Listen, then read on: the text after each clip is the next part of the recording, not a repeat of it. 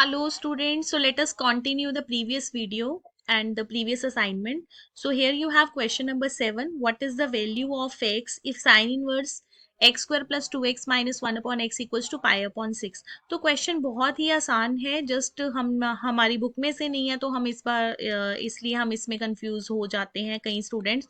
Simply आपको sine inverse को उधर ले जाना है और साइन पाई बाय 6 की वैल्यू होती है हमारे पास 1/2 और उसके बाद जस्ट आपको क्वाड्रेटिक इक्वेशन बनाकर इसमें से फैक्टर्स वगैरह बना लो, फॉर्मूला लगा दो, जैसे भी आपको इसको सॉल्व करना है क्रॉस मल्टीप्लाई करके आपको ये आंसर मिल जाएगा। Next question, tan inverse 2x plus 1 2x minus root 3 minus 1 equals to minus pi by 4। तो अगेन आप उसको tan को उधर ले जाओगे तो आपके पास आ जाएगा 2x plus 1 2x minus root 3 minus 1 equals to tan minus pi by 4। तो माइनस पाई बाय 4 की वैल्यू होगी -1, उसके बाद जस्ट आप इसको क्वाड्रेटिक इक्वेशन बन जाएगी और आप इसको सॉल्व कर लेना। तो आंसर है -1/2 and √3/2। Next question number 9। Next is find the domain of cos inverse root x square minus 3। तो सबसे पहले cos इनवर्स की डोमेन अगेन हमारे पास -1 to 1 है। तो जो हमारा इंटरनल जो फंक्शन की वैल्यू है, जो x है, x वाली जो टर्म है ये वाली, ये किसके इक्वल होनी चाहिए? -1 और 1 के। ठीक है, ये इसके बीच में होनी चाहिए। अब अगेन रूट आ गया है तो रूट में आपको -1 नहीं लेना, क्योंकि रूट का आंसर कभी भी नेगेटिव नहीं होता। ठीक है, तो यहाँ पे आप 0 लिख दोगे। अब रूट हटा दो, ये आ जाएगा x square minus 3 less than equals to 1। फिर आप 3 को ऐड कर दो तो इट बिकम्स 4। और अगर आप इसमें स्क्वायर को भी रिमूव करोगे तो ये हमारे पास आ जाएगा plus minus root 3 less than equals to x less than equals to plus minus 2। ठीक है, अब देखो √3 और 2 के आपको कंबाइन इंटरवल बनाने हैं तो क्या बनेंगे? -2 से लेकर -√3 क्लोज्ड यूनियन √3 से लेकर 2 तक। ठीक है, क्योंकि रूट जो 3 की वैल्यू होती है वो -1.73 होती है ना, तो -2 छोटा होगा तो -2 पहले लिखोगे आप। तो इनके कंबाइन इंटरवल बनाकर आपने आंसर दे देना है, राइट। नेक्स्ट क्वेश्चन है। नेक्स्ट अगेन हमारे पास है कॉस इनवर्स मॉडुलस दे दिया यहाँ पर। अब जो मॉडुलस है वो क्या होगा आपके पास? -1 और 1 के बीच में होगा। ठीक है, सेम क्वेश्चन है लेकिन अब मॉडुलस में गिवन है। तो अब जो मॉडुलस का जो आंसर है, अगेन नेगेटिव कभी नहीं होता, तो आप यहाँ पे 0 ले लीजिए। ठीक है, 0 ले लिया हमने। तो अब मैं इसको थोड़ा सा इसका मतलब क्या होता है, देखो x अगर less than equals to a है और -a और a के बीच में है तो हम इसको कैसे लिखते हैं कि x is less than equals to a and x is greater than equals to -a, कि x a से छोटा और -a से बड़ा है। तो इसको भी मैं ऐसे दो पार्ट्स में लिख लेती हूँ कि मॉड x माइनस 1 क्या होगा? 1 से छोटा होगा, और मॉड x माइनस 1 क्या होगा? Greater than equal to 0। ठीक है, तो इसको हम सॉल्व करके देखते हैं। तो अब देखो बेटा, ये जो रिजल्ट है कैसे बनाना है, आप आंसर तक कैसे पहुंचोगे। आपको पता है कि अगर mod x less than equals to a है या फिर mod x greater than equal to a है, अगर less than equals to a है तो उसका मतलब क्या होता है कि जो एक्स है वो ए और -a के बीच में होगा। और अगर mod x greater than equal to a है तो उसका मतलब होता है कि एक्स ए से बड़ा होगा या फिर एक्स -a से छोटा होगा। ये हमने क्लास में भी बहुत बार डिस्कस किया है। ठीक है, तो यहाँ पे वही रिजल्ट बन गया ना, mod x is less than equals to a, इसका मतलब एक्स -1 1 और -1 के बीच में होगा। तो अब मुझे -1 को रिमूव करना है तो ये क्या हो जाएगा? 0। इट बिकम 0 और ये हो जाएगा x और इधर आपके पास आ जाएगा 2। तो इसका मतलब जो आपकी डोमेन है वो आ जाएगी 0 से लेकर 2 तक। ठीक है, डोमेन विल बी 0 to 2। और अगर हम इसको भी देखें ना तो mod x is greater than equal to 0, तो यहाँ से x की वैल्यू 1 से बड़ी होनी चाहिए। तो ये इतना कोई अप्रोप्रिएट नहीं है, अगर क्योंकि अगर मैं x को 0 भी ले लेती हूँ ना तो 0 - 1 तो 1 का मॉड तब भी वो 0 से बड़ा ही होगा। ठीक है, तो मुझे जो आंसर लेना है वो यहाँ से मिल जाएगा, क्योंकि 0 की वैल्यू भी इसको सेटिस्फाई कर रही है। तो मेरा ओवरऑल आंसर क्या होगा? 0 to 2 closed interval. Next question number 11, find x if mod x is less than equals to 1। तो ये भी आपको गिवन है, cos inverse sine cos inverse x equals to π/3। अब बेटा देखो, अगर मैं सिंपल इस क्वेश्चन को स्टार्ट करूं तो मेरे पास ये पता है कि cos इनवर्स उधर जाके हो जाएगा cos π/3, और cos π/3 इज cos 60, और cos 60 की वैल्यू क्या हो जाएगी हमारे पास? 1/2।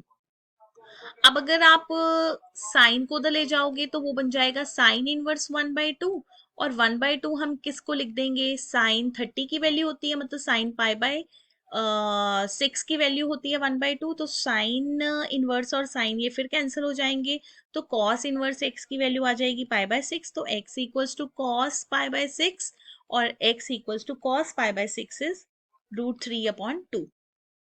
तो यहाँ पर हमने x की वैल्यू ले ली है 3/2, तो बेटा x की वैल्यू -3/2 भी चलेगी, क्योंकि cos ऑफ माइनस थीटा होता है cos थीटा। तो अगर आप ऐसी चीजें नहीं करते तब भी it's okay, depends upon teacher कि वो आपका आधा नंबर काटता है या नहीं काटता है।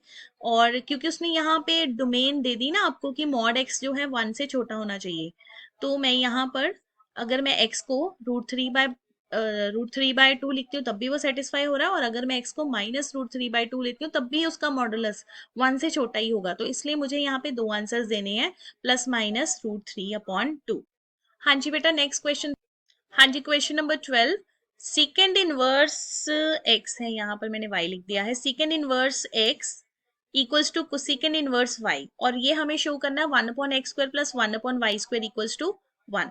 तो हम क्या करेंगे कि जो हमारे पास इक्वल है कुसेकेंड इनवर्स एक्स और सेकेंड इनवर्स एक्स और कुसेकेंड इनवर्स वाई, उसको मैंने टी ले लिया, तो y की वैल्यू कितनी आ जाएगी कुसेकेंड टी, और यहां से हमारे पास x की वैल्यू आ जाएगी, x will be equals to secant t. ठीक है, तो अब करना क्या है, कुछ भी नहीं करना है, आपको 1/y की वैल्यू निकाल लेनी है। 1/y कितना हो जाएगा, साइन टी, और 1/x क्या होगा, कॉस टी। अब दोनों का स्क्वेयर कर दो, 1/y² equals to sine square t, 1/x² equals to cos square t, और दोनों को अगर आप ऐड करोगे, cos square t plus sine square t होता है 1, which is equal to 1/x² plus 1/y² equals to 1। तो ये सिंपली आपका यहाँ पर प्रूव हो गया क्वेश्चन। ठीक है, come to the next sum. हाँ जी, देखो बेटा, नेक्स्ट क्वेश्चन भी थोड़ा सा इंपॉर्टेंट है, क्योंकि कुसेकेंड की डोमेन पूछी गई है, तो चेक करो कुसेकेंड की डोमेन होती है या तो उसका जो एंगल है वो 1 से बड़ा होगा या फिर -1 से छोटा होगा। तो हमने कुछ नहीं करना, हमने जो जो हमारा टेबल है उसके अकॉर्डिंग हम चलेंगे कि हमारा एंगल क्या है, 1 + x/x। ठीक है, या तो वो -1 से छोटा होगा और या फिर वो 1 से बड़ा होगा, दैट्स इट। कुछ नहीं करना, इसको सॉल्व कर लो। 1/x plus x/x less than equals to 1, 1/x less than equals to -1, ये कटिंग करके 1 आ जाएगा, उधर जाके ये नेगेटिव हो जाएगा, तो 1/x is less than equals to -2। इधर आ जाओ, 1/x plus x/x is greater than equal to 1, 1/x plus 1 greater than equal to 1, तो 1/x is greater than equal to 0। तो बेटा आपको यहाँ पे दो वैल्यूज मिल गई हैं, तो वैल्यूज आपको क्या क्या मिली हैं कि जो आपका 1/x है वो -2 से छोटा है, और 1/x जो है वो 0 से बड़ा है। ठीक है, तो मेरा जो क्वेश्चन है वो है डोमेन का मतलब मुझे x निकालना है, तो मैं इसका रेसिप्रोकल ले लेती हूँ, 1/x का रेसिप्रोकल x, और रेसिप्रोकल में जो इनइक्वालिटी है वो चेंज हो जाती है, it becomes 1 by greater, let's say क्या हो जाएगा ग्रेटर, और इधर क्या आ जाएगा -1/2, और इधर भी हम इनइक्वालिटी को चेंज कर देते हैं, और 0 का रेसिप्रोकल क्या होता है, इन्फिनिटी। अब इसका थोड़ा कंबाइन आप बनाओ इंटरवल, क्या बनेगा कि सबसे पहले तो ये अगर मैं इसको इस क्वेश्चन को देखूं, क्योंकि चाहे मैंने इसका रेसिप्रोकल ले लिया है लेकिन ये जो है वो 0 पे एग्जिस्ट नहीं करेगा, 0 पे it is getting not defined. ठीक है, तो हम यहाँ पे 0 नहीं लेंगे, तो हमारा आंसर क्या आ जाएगा कि -1/2 से लेकर इन्फिनिटी तक आप चले जाओ, कोई प्रॉब्लम नहीं है, लेकिन भैया 0 निकाल देना वहां से, 0 हमें नहीं चाहिए, क्योंकि यहाँ पर भी देख लो, अगर आप 0 लेते हो तो इट बिकम्स इन्फिनिटी।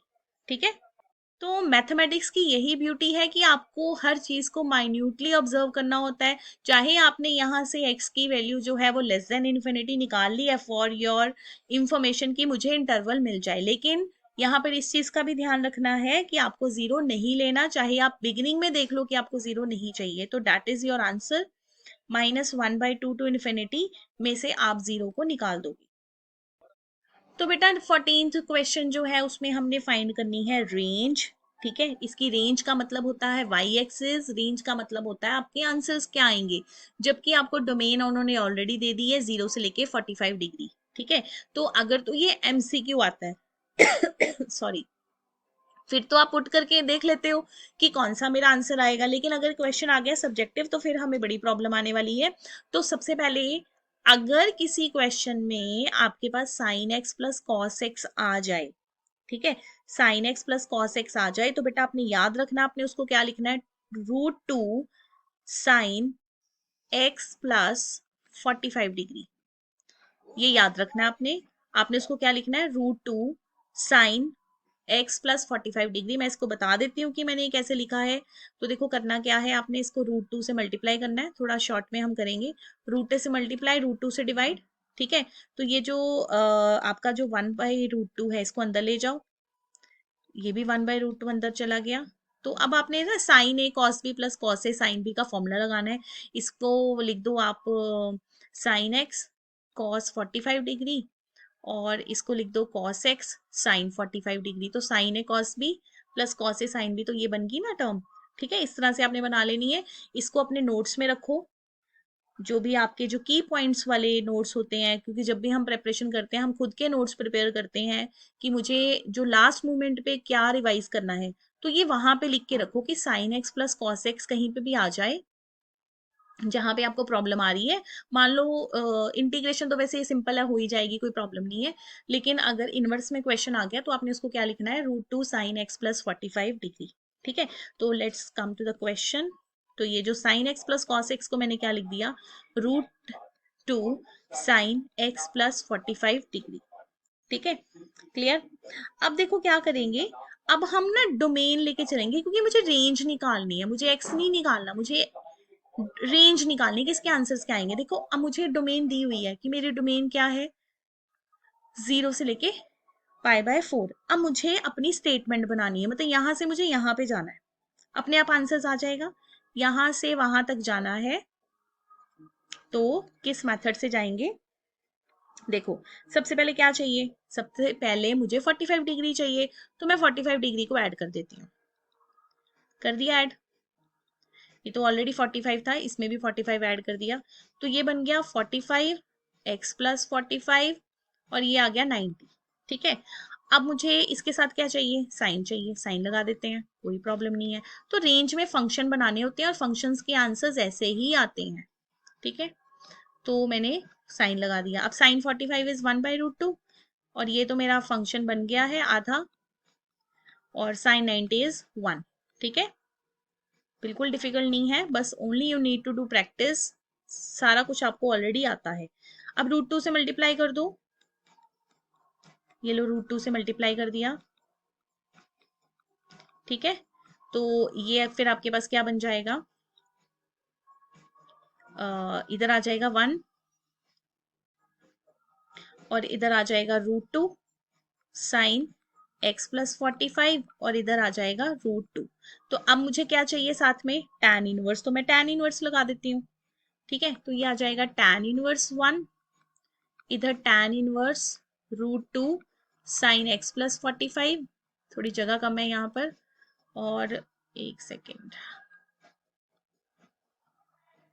तो बेटा tan इनवर्स 1 की वैल्यू हो जाएगी π/4, tan inverse √2 sign x plus 45, और इधर आ जाएगा tan इनवर्स 2। ये मैं आपको रेंज के क्वेश्चन इसलिए करवा रही हूँ क्योंकि कभी आए नहीं एग्जाम में, और आजकल सीबीएसई भी ट्राई कर रही है कि नए नए क्वेश्चंस डाले जाएं, ठीक है। इसलिए मेरा ये एम है करवाने का।